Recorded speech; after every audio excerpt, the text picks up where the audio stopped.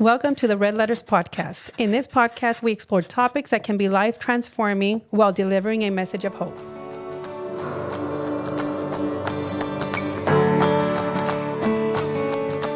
Thank you for joining us on this week's podcast. The topic we're going to talk about today, and we probably ain't going to have all the answers, but we're at least going to open the discussion and hopefully bring some good points or some things to look at.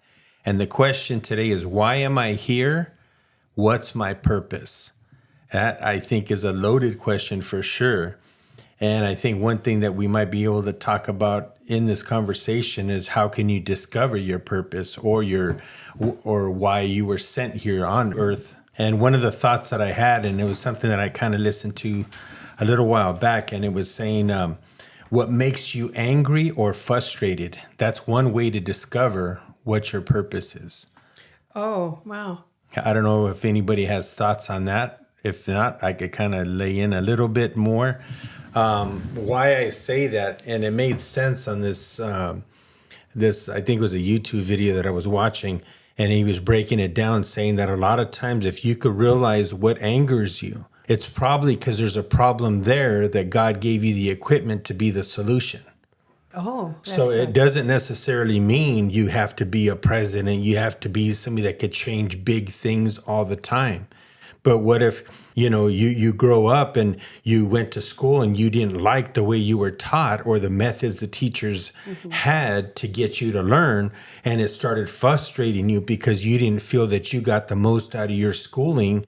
So now you got this little thought in the back of your mind is, hey, I want to pursue being a teacher because I want to correct something that I feel was handed to me in not such a good way. Right. So sometimes I think we could find our purpose if we look at what things kind of rub us the wrong way, because maybe we need to be a solution for that. That's so good.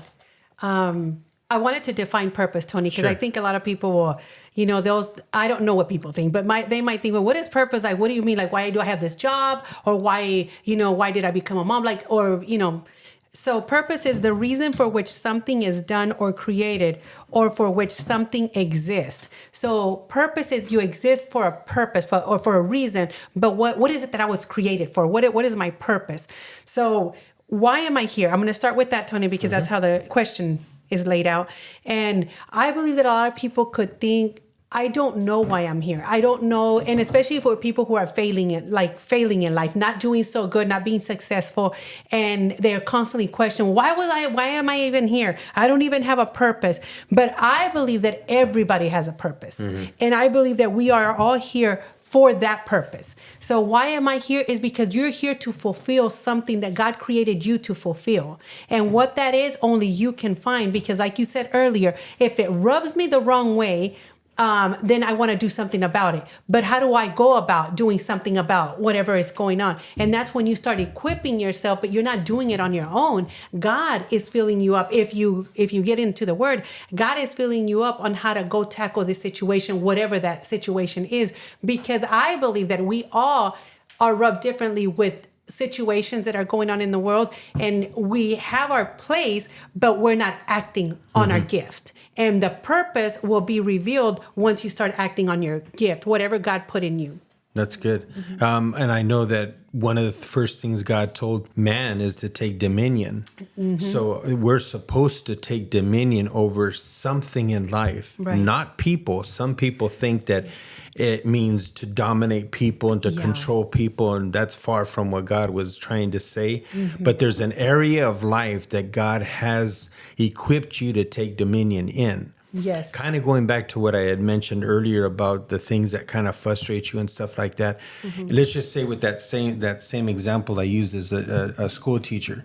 So you could take dominion in a classroom in how people are being taught. Right. Not so much taking control of the people within the classroom. Yes, exactly. But you could bring your A game. You could bring everything you can to bring a definition of a teacher to a high level because of what you choose to do with the tools that were given to you. Right. And not only that, all the abilities and capabilities that you could speak into those you're teaching into. So that in itself, a teacher, sometimes you could look at it and that it's not such a great paying job or whatever else, but if you look at the difference that you could make with your life being a teacher, Yes. that far outweighs, the thought of what you're getting compensated for. Yes, exactly. So I think if we look through life through that lens and start looking at, okay, what desires do I have? Another one would probably be purpose. I'm passionate. Yeah. What are you passions super do you have? passionate Yeah, about? exactly. If you could look at what you're passionate about, or like we said earlier, something that triggers something within you, it will kind of help you narrow down what your purpose is, because you'll normally, somebody who has a passion for a certain thing, they most of the time don't care what the compensation is. Right. Yeah. Is that so true? Because the money comes. Yeah. Yeah. The money, the extras, they all come when you're living out your gift or Yeah. working in your gift. That's good. And not only that, there's a quote that I heard Miles Monroe say, and he's like really good at teaching about purpose and why Yeah. you're here. But he said, when you find your purpose, you don't find a job, because it's what you find is your assignment. Your assignment. Yeah, exactly. So if we use that as a guide, to turn around and see that, what you're passionate about could be linked to what your assignment is, that's where the money factor is not really the issue. It's not your driving issue. It's not the end goal that, I got to make X amount of dollars. Right. Because the fruit of that is, okay, you get there, then what? Exactly. How important or how much influence did you give in a positive way, and how much life did you speak into other Into people? other people. Yeah, that's so true. Yeah, actually, I heard Jordan Peterson. I love that dude. Oh, he's so good. So good. But he was talking about or answering the question on how to find your passion or your purpose. And he says a lot of people stay stagnant until they find it. But he was encouraging people to find hobbies. He's like, even if it's random. Like I was talking to Gio about it, because Gio is doing golf, he's doing jujitsu, like all these random things.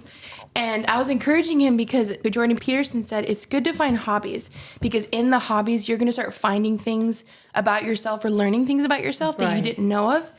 And 9 times out of 10, that helps lead to your purpose or your to your gift. passions Yeah, or to develops your the desires. gift. Yeah, Yes. because you're learning about yourself. And sometimes, especially I was thinking about myself when he watched it. Yeah. Because I'm like, okay, I'll wait until I figure out what I want to do, and then I'm going to do it. Yeah. But he's like, no, he's like, experiment, find hobbies, and Yeah. whatever it is, like start dipping your toe into things. Get out of the comfort zone. yeah, and then in doing that, you're going to learn about yourself, and it's going to lead to your purpose. And I think you said Yeah. something too, for somebody that doesn't want to do that, and they're just waiting. All they're doing is prolonging their end result. They're understanding what their assignment is, and they're turning around and just getting frustrated while waiting. Yes, Yeah. exactly. And I just wanted to share something personal right now, because I'm in that I believe I'm in that season for so long. Like, what is my purpose? What is my purpose? And why am I here? And I love to work with families. I love relationships, communication. And recently I started looking for work again. And it's funny because I was looking for it, hoping I wouldn't find it. That's and I kept getting these calls, and it was almost for the same thing that I've always done, which is in foster care or working with families.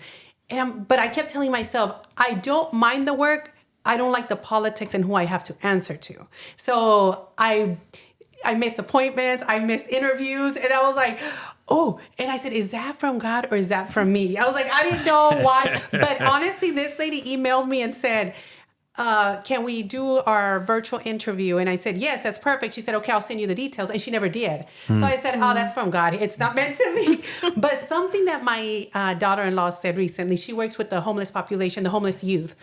And she said, Mary, I got a call today on the phone, and this person I was talking to, I said, why does he sound so much like my mother-in-law? And she said he kept talking, and basically what he was doing was marketing this individual so he could get a placement. So my daughter-in-law she holds a key to, okay, will I let somebody in or will I not let somebody in? And it's all based on the individual's past, which is so sad. But if this place, they're trying to help them for adulthood. These kids are 18 to 25, and I know 25 and 18 is adulthood, but a lot of these kids don't have the emotional intelligence to go out there and live life. So she's being basically they're they're talking to my daughter-in-law because they want this kid in the place. And she said, Mary, I kept saying, why does this guy sound so much like my mother-in-law? And I said, what does he do for a living? Because I got on the defense really quick. She said, well, I met him today, and guess what? He's a pastor. And I started laughing. I said, earlier we were talking about, mental discipline. And it took me a long time to get where I'm at, to where I changed the way that I talked and I changed the way of how I come across.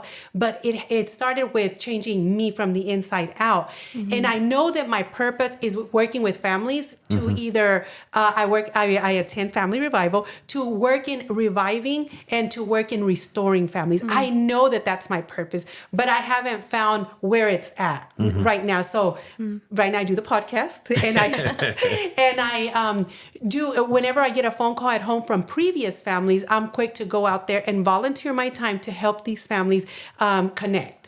So I think a lot of us struggle with what my purpose is. But like Tony said earlier, there's something in you that draws you to that type of whatever that field, whatever you want to call it.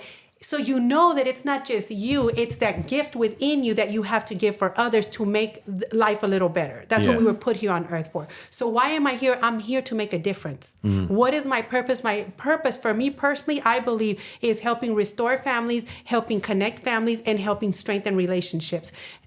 I'm not there yet, wherever this place is at, but I know it's going to be there. But at least you're chasing it. I'm chasing it. I'm chasing it. And for once in my life, I'm being patient with myself, letting God help me and guide me, because for so long I've been trying to do it on my own, and it's here, it's there, because that's what I believed. But at this moment in this season, I'm being patient, impatiently patient till that door opens up. So I know something good is coming. So the reason I wanted to say that, because our listeners, I don't want you guys to think, well, it's easy for them to say because they have it all together. We don't, especially me. Like we don't. We are in a work in progress.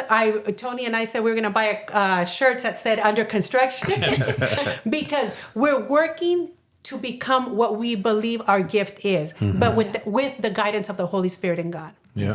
I think, to jump in right now, one of the main questions I hear, oh, if you were to see God face to face, what would be the first question you ask? It's always, what's the meaning of life? But I think in reality, what they are asking is, what's the meaning of my life? I think I wanted to ask a question more, is what would you say to the people that know their purpose, but they're like Jonah running away? Because I feel like for the longest time, for me, I wished that I could say, oh, like Michael Jordan, he knew from a young age, or Kobe Bryant, or all these famous athletes. They're like, oh, Michael Jackson, I'm going to be a dancer and singer. And for me, I was like, oh no, I wish, I knew as a kid, but deep down, I knew from, what I was told growing up, what my purpose was. And for the longest time, I would try to, I'm going to try to be a fireman. I'm going to try to make skateboards. I'm going to try to do a whole bunch of stuff. In reality, what I was doing was running from God, from my purpose. Wow. And sorry. No, you're good. Go ahead.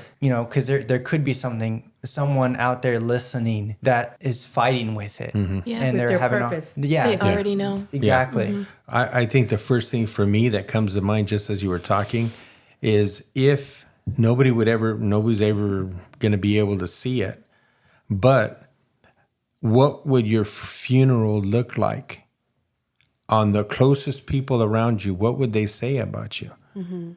How much impact did you have in their lives? Because if you see, if you could be in that room where people are talking about, so-and-so did this, they were able to do this, but deep down, you didn't bring everything to the table. That would be a sorrowful day if you were able to be in that room knowing you had so much more to give, but you chose not to. Let's just say you choose not to and you run away from your gift or your calling, your purpose. What if that room is so small?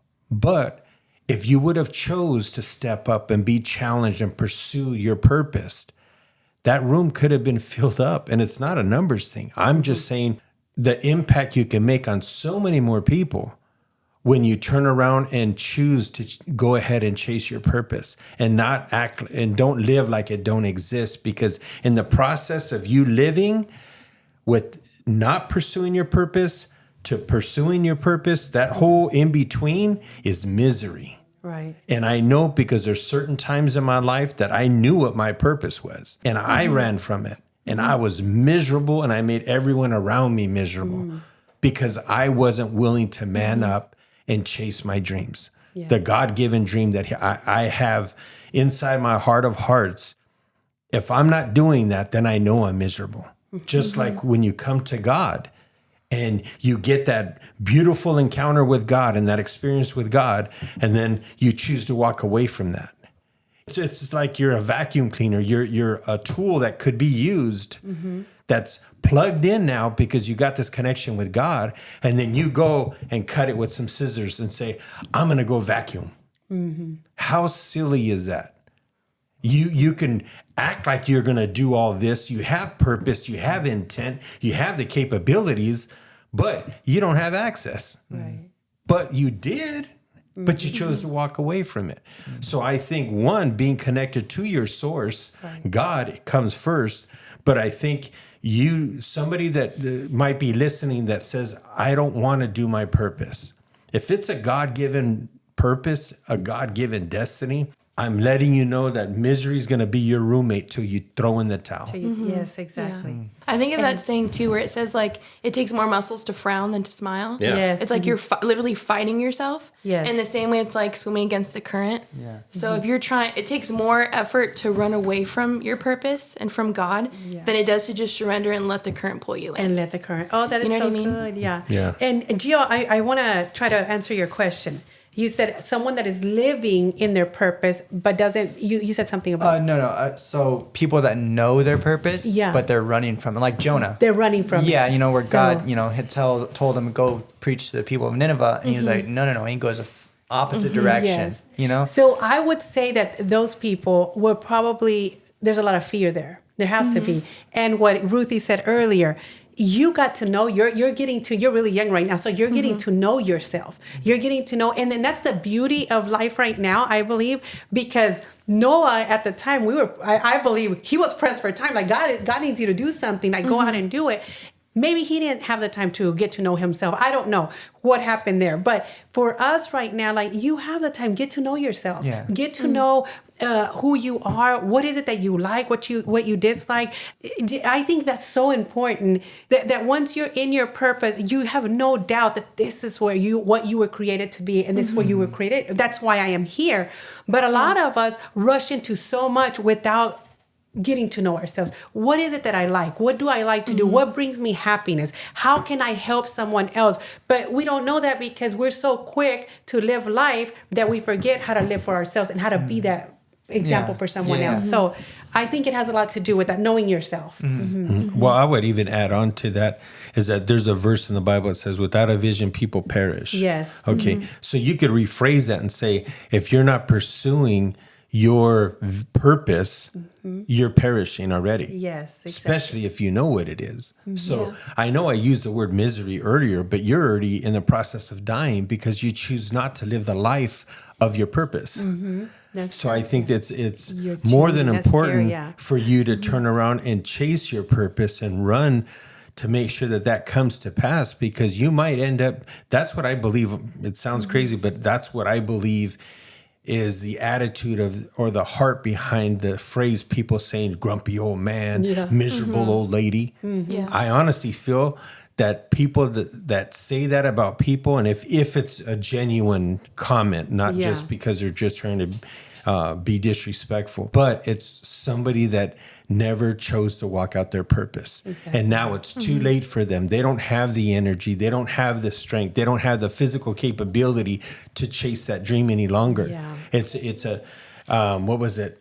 There was a phrase or a statement that I heard before, but it said dreams might come to pass, but purpose must come to pass. Must come to pass, yeah. So you could have a dream, but it's the purpose, I think, that is the bigger deal, because you could have a thought or an idea of what you want to become and start pursuing that. But the purpose of why you came to earth, what is your assignment? That's the part that you need to walk out. Yes, Because exactly. otherwise there's no need for you. Right. It's sad to say, but everyone here on earth has a purpose. So you got to find it, and you need to pursue that. Otherwise, believe it or not, there's no need for you. And that's where inside your heart, you're beginning to die because you're not pursuing what you were created to pursue. Yes. And you know what, Tony, I want to add on. Did you have something? Oh no, actually, I just wanted to mention that's why I think it's so important too to have the right people surrounding you. Yes. Because my dad instilled at a very young age. He's like, be careful who you let close to you,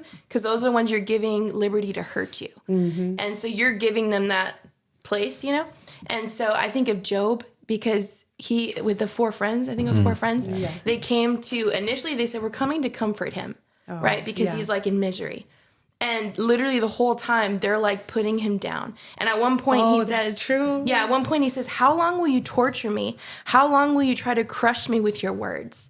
And then you see his wife, who's supposed to be the one who's encouraging Right him, hand, building him up when he's weak. And she's like, just curse God. Yeah. And And I'm die. like, yeah, like curse him and die already. Like, don't you see you have nothing left? Oh, that's where And so we I are. think that's why it's so important too, to have the right people Yes. in place, because if not, they're going to keep you from your purpose rather than pushing you. Yes, exactly. Yeah. And you, oh, go ahead. No, go ahead. And you could turn around and say, okay, I'm not going to pursue my passion. I'm going to let all the other good things in life be a good distraction Right. Yeah. to keep me from the God thing that's supposed to take place in my life. So you could have distractions. You could be pursuing other things. And I'm not saying, what do you call it? Like Ruth was saying earlier, to try hobbies, to search for it. But I'm talking more when you know what it is, and you get the knowing what it is and put it on the shelves and say, oh, I'm going to do all these other things because they're good, they're honorable, they're nice. Yes. You know, I'll get honor, respect for doing some of these other things. At the end of the day, you know you're not doing the plan A for your life. Exactly. So yes. we have to be careful not to let the distractions of life steal and be a thief in your life and Yes. hinder you, trip you up, and you Keep you find from- yourself far from your purpose because you chased all these good things that were nice, that were, like I said, pleasant and enjoyable. Yeah.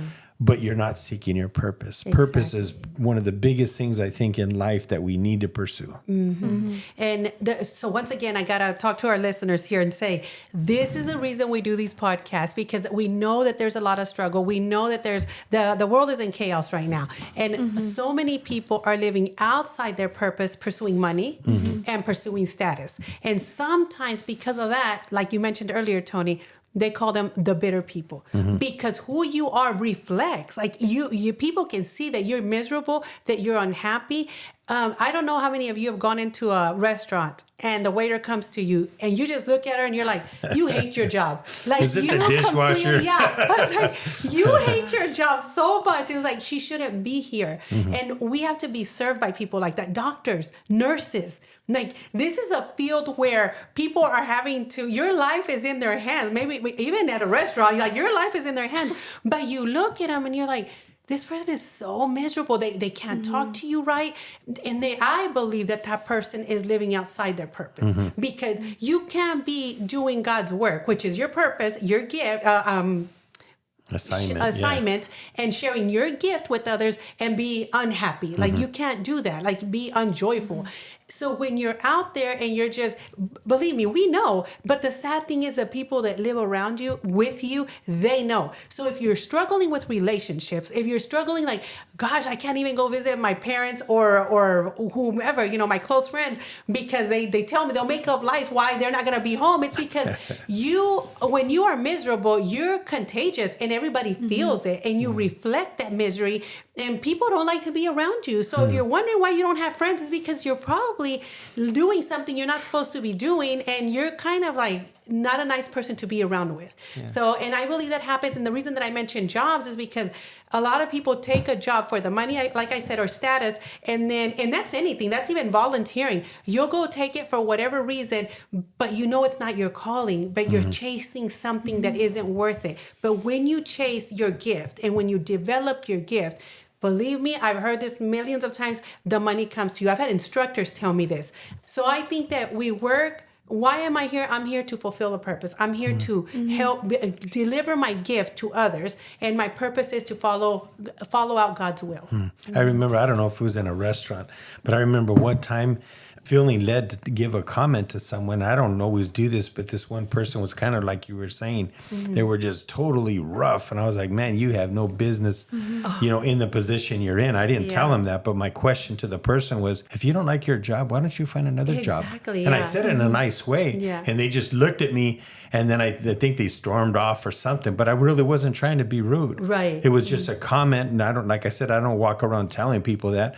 But on that particular time, I felt led to say that. And going back to success and people chasing money, knowing your purpose and figuring out what your purpose is. Here's another question you could look at.